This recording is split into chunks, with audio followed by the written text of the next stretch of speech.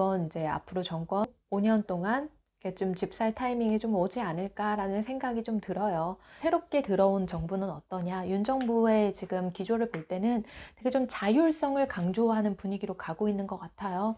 근데 또 이렇게 또 자율성을 강조하고 집 사시라 사시라 하면은 또 이제 사람들이 아 뭐야 이러면서 안 살 수도 있을 것 같은데. 반갑습니다. 경제 이야기를 쉽고 편하게 들려드리는 한주주입니다. 네, 오늘은 제가 부동산을 주제로 좀 준비를 해봤는데요. 집 살 타이밍 찾으시는 분들이 좀 있으시잖아요. 그래서 제가 뭐 한때 또 부동산 되게 열심히 공부를 했었는데 그런 것들 이제 차곡차곡 좀 풀어 놓으려고 합니다. 그래서 오늘 말씀드릴 내용은 이제 집을 살 타이밍 언제쯤 올까? 그런 거에 대한 좀 주제로 준비를 해봤어요. 제가 생각하기에 이번 이제 앞으로 정권 5년 동안 좀 집 살 타이밍이 좀 오지 않을까라는 생각이 좀 들어요. 그러니까 과거에 좀 가파르게 집값이 올랐잖아요. 근데 이제 앞으로는 좀 대출 규제도 완화된다라고 하고, 그리고 무엇보다도 공급이 좀 많이 늘어날 기조를 좀 띠고 있잖아요. 그렇기 때문에 좀 이렇게 공급이 늘어나면 또 부동산 가격 매가 하락에 영향이 있을 수 있으니까 그래도 앞으로 5년 정도는 집 살 수 있는 타이밍을 잡을 수 있을 거다. 그렇게 생각을 하고 있습니다. 물론 제 예측이 뭐 틀릴 수는 있지만요. 사실 부동산은 그래도 주식보다는 조금 예측이 쉬운 경향이 있어요. 그래서 부동산은 좀 공부 열심히 하시면요. 치열하게 공부하시면 조금 이룰 수 있는 부분이 있는 것 같습니다. 그래서 좀 부동산 공부는 만약에 실거주 부동산 사시겠다라고 하면 좀 해보시는 것도 좋을 것 같아요. 근데 제가 이제 기대하지 말아야 될 거는 항상 폭락이라고 이야기를 하는데요. 제가 제 책 월급쟁이의 첫 동공부에서도 그런 내용을 잠깐 다뤘어요. 실제로 IMF 때 그런 일이 있었거든요. 그 IMF 때 그럼 얼마나 하락했냐, 그거를 제가 이제 좀 데이터로 분석을 해놨던 게 제 책에 들어가 있어요. 그 책에서 보면은 한 20% 정도밖에 하락을 안 했거든요. 그러니까 엄청나게 사실 큰 거죠. 그 주택 집값이 워낙 이제 높으니까 거기서 20%면은 굉장히 많이 하락했는데, 근데 IMF면 거의 국가 이제 디폴트 위기인 거잖아요. 국가가 이제 망한 거니까 그렇게 망하지 않는 이상은 사실 그 정도로 하락을 기대하기는 어렵다라는 거고요. 집값은 서서히 아주 긴 기간 동안에 조금씩 하락하는 경향이 있고 그렇게 폭락하는 경우는 많지 않아요. 뭐 일례로 서브프라임 때 2008년도에만 해도 그렇게 급격하게 하락하지는 않았거든요. 그렇기 때문에 이렇게 폭락을 기다리는 것보다는 적절한 시점에서 좀 절충점 찾으시는 게 좋지 않나라는 생각이 들어요. 그래서 공급량 측면에서 좀 잘 보시고 아파트가 한 번에 이렇게 지어져 가지고 입주하는 그 시점을 잘 노리신다라고 한다면 그 좋게 이제 실거주 매수할 수 있는 타이밍을 찾을 수 있을 거다 생각합니다. 오늘 제가 말씀드릴 이야기는 과거의 그 부동산의 좀 역사에 대해서 좀 보여드리려고 해요. 제가 과거 이제 부동산 데이터를 보니까 가장 이제 많이 폭등했던 시기가 이제 88년도에서 92년도, 91년도 요 사이였거든요. 그때 이제 집값이 거의 2배 정도가 뛰었었어요. 아니 무슨 일이 있었길래 88년도에는 서울 올림픽이 있었죠. 그 직후에 이제 집값이 많이 뛰었던 거예요. 그래서 거의 2배 가까이 뛰었으니까 진짜 좀 많이 힘드셨을 거예요. 그 당시에 집이 없으셨던 분께서는 조급한 마음도 들고 그러셨을 건데요.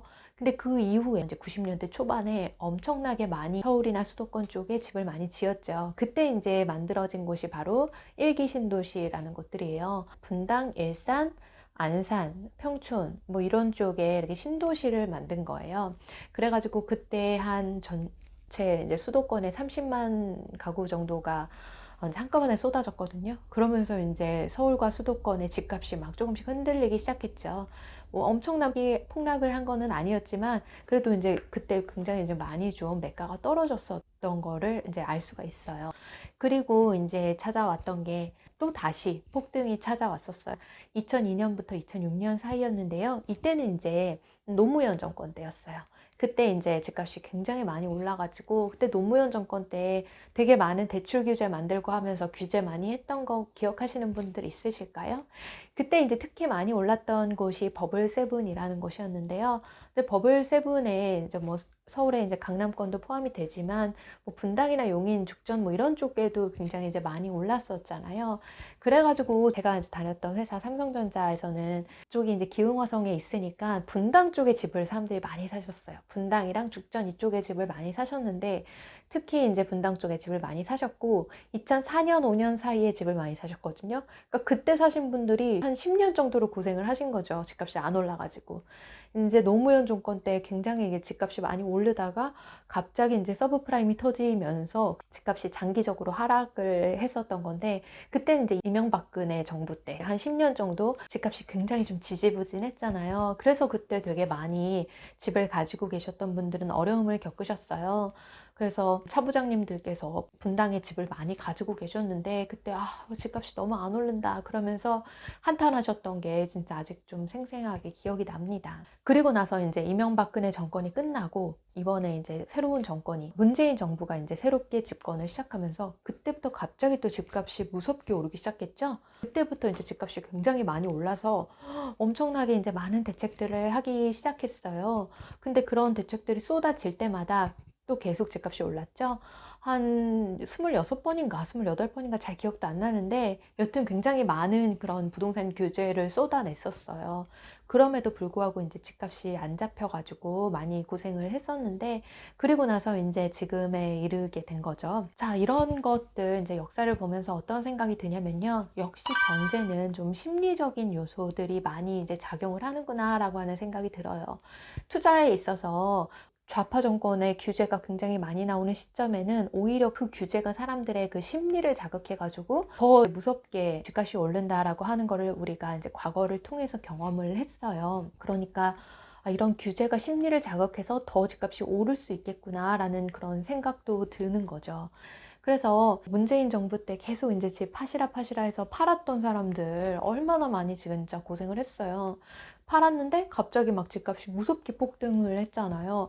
그러면서 굉장히 고통받으신 분들이 있는데 제가 그 심정을 진짜 이해해요. 어떤 마음인지 알아요. 저는 비트코인을 제가 14개 넘게 가지고 있었거든요. 엄청 많이 가지고 있었던 건데 그거를 제가 폭등하기 직전에 팔았거든요. 8배 폭등하기 직전에 팔았어요. 그러니까 얼마나 마음이 쓰려요. 그 마음이지 않았을까라고 하는 생각이 좀 드는 거죠. 그래서 문정부에서 집값 하나는 자신 있습니다 막 이렇게 이야기했는데 그거 이제 믿고 따랐던 분들은 힘든 시간을 겪으셨을 거다라고 하는 데에서 공감이 좀 많이 되고 있습니다. 그러니까 그 정부의 말을 너무 신뢰하지는 마세요. 정부가 뭐 어떻게 해주겠습니다 이렇게 하는 말을 신경 쓰시는 게 아니라 중요한 거는 정부의 정책을 보셔야 돼요.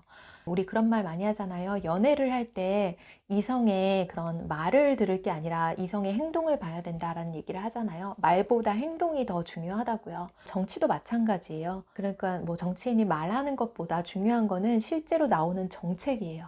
그 정책이 어떤 파급력을 가질 것인지 그거를 잘 이제 좀 서칭을 해보셔야 되는 거예요. 근데 이번에 그러면 새롭게 들어온 정부는 어떠냐? 윤 정부의 지금 기조를 볼 때는 되게 좀 자율성을 강조하는 분위기로 가고 있는 것 같아요.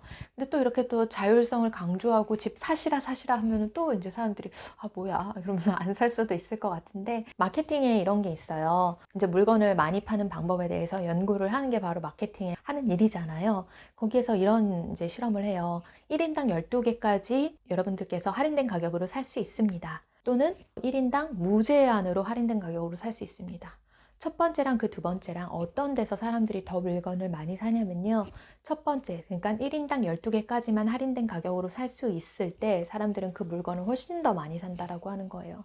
그래서 저는 규제도 일종의 이런 역할을 하는 게 아닐까 하는 생각이 들어요. 그 규제를 남발한다라고 하는 것은 이렇게 1인당 12개까지만 한정해가지고 할인 판매를 하겠다라고 하는 거랑 좀 비슷한 효과를 주니까 사람들의 심리를 더 자극하는 거겠죠.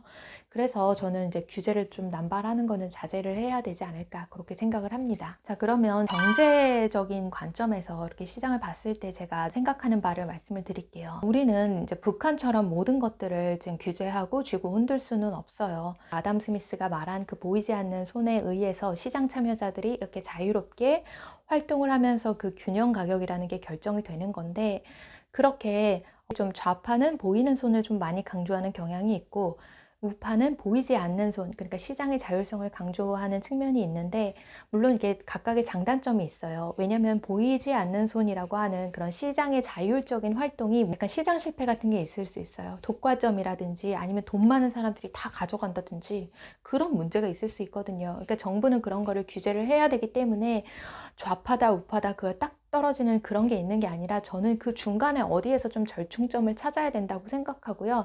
그 절충점을 찾는 데 있어서 경제학이라고 하는 학문은 굉장히 이제 중요한 요소를 차지를 한다라고 생각을 해요. 그래서 이제 과거에 그런 이야기가 있었는데요. 문정부 처음 나왔을 때 소득주도 성장이다 막 이런 거 많이 강조했었는데 저는 그걸 보고 되게 좀 저거는 정말 경제를 공부한 사람이라면 저런 정책을 낼 수 없을 텐데 라는 생각을 했고요. 근데 좌파라고 해서 항상 그 경제적인 생각에 반하는 정책을 내는 거는 아니에요.